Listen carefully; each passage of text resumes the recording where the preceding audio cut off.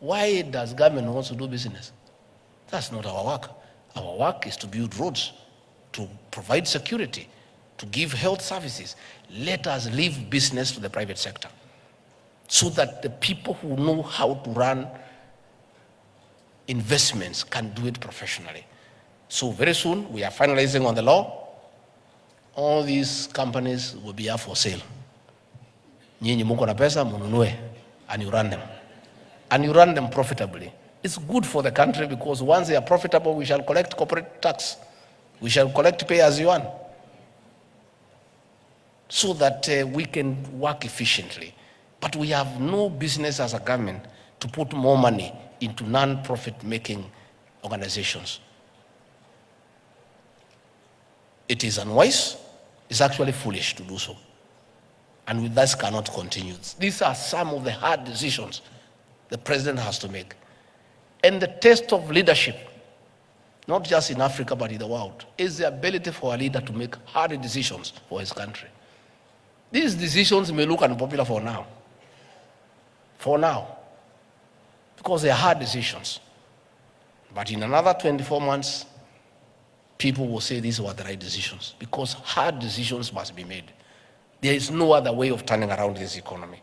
And if we don't make hard decisions, we'll all get into problems. Technology is the way to go. We have started ourselves as a government. We have digitized all our services. And you know, everything was being stolen. People had their own receipt books. Kwa National Bank, mtu wako na receipt yake. Analipisha, anapeana receipt, anaweka pesa kwa mfuko. Before we digitized all our services, we were collecting 60 million a day. After we did, we are collecting every day 350 million. 600% increase. The 290 million ilikuwa naenda kwa mifuko ya wanaume. And there was a lot of resistance. There was a lot of resistance. And we said, if you cannot agree that we digitize our services, we pay through one pay bill number, utembee uende nyumbani. We are now at 350, and our progression, when we look at the full potential, in another 3 months, we'll be able to collect $1 billion every day for this country. So let everybody embrace digitization of government services. Na wengi hata wamewacha kazi because they were not living on a salary. They were living on collecting money in cash. So that one is going to continue because there is no other way of going about it. Finally, you talked about your scheme of service. Those who are in the public sector, we are willing to have that conversation. I'm in charge of public sector reforms. We are willing to engage you as ISPAC on behalf of those who serve in the public sector so that we can agree with the Public Service Commission and the Ministry of Public Service on a scheme of service to encourage career progression and to have a very defined structure on how you rise in the service so that you don't just work and you are not sure about tomorrow. So if we were able to do that, I think things should be able. Finally, I was very happy to note that 60% of your membership are our women. Pongezi, congratulations. You know, accountants are very important people because the issue of integrity and being honest is very important. So I'm very happy that 60% are women because most women are very honest.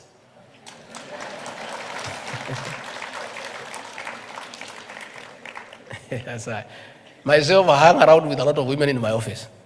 All the key areas nimepatia wa mama because hapana wezi. Quite a number, a few ni wakora lakini the whole, a few manga kidogo wanakaa kama wanaume. Lakini sisi wazee tuko wakora kidogo.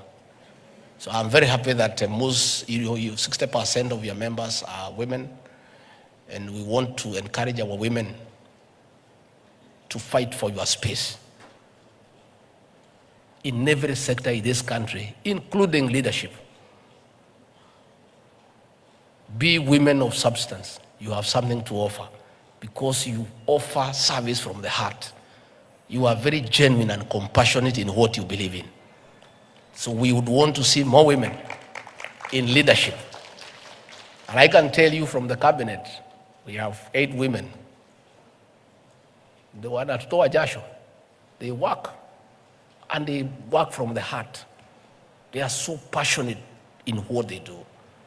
We want to see more women in the judiciary. We want to see more in the cabinet. We want to see more in the private sector.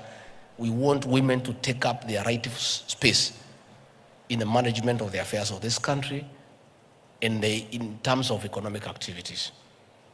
Kwa hivyo mimi nimeshukuru sana. I've learned several things.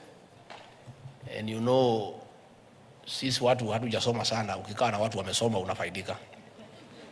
Najua when we were studying biology, there were 2 processes in biology.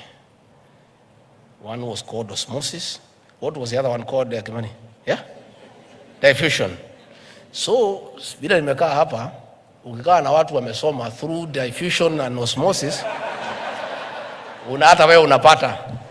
So I feel more educated and more learned by just sitting around with you people. So mkiniita tena nitakuja. Mkitaka nimletee rais atakuja. Yeah. At least rais ako na bahati, you cannot intimidate him. Ako na degree 3, sio kama mimi niko na moja. So he will be more comfortable with you guys. Me, I'm a little bit intimidated, but nangangana too. You know, so we are very grateful, and we look forward to engagement. Please continue discussing your issues. Talk about our country. Let us talk about our economy. Na tafadhali, the 5% nimeongea juu yake.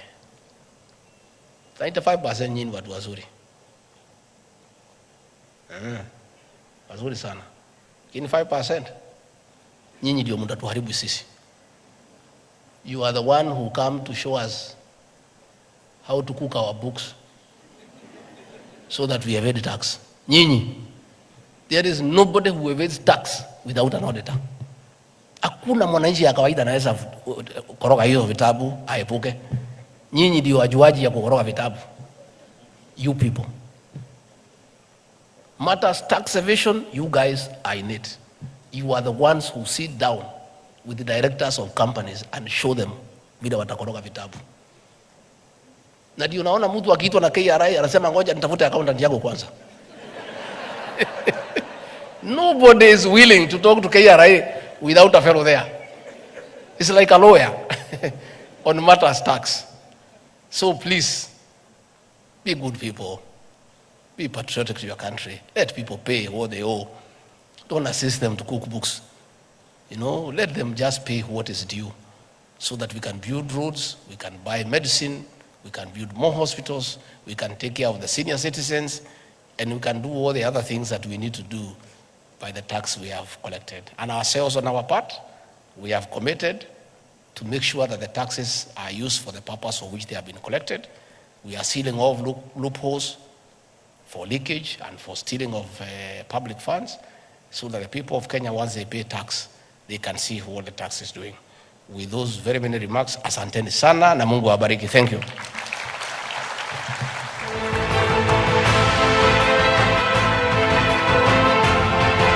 Sisa kindly remain on the dais for brief photo session flanked by the CSP.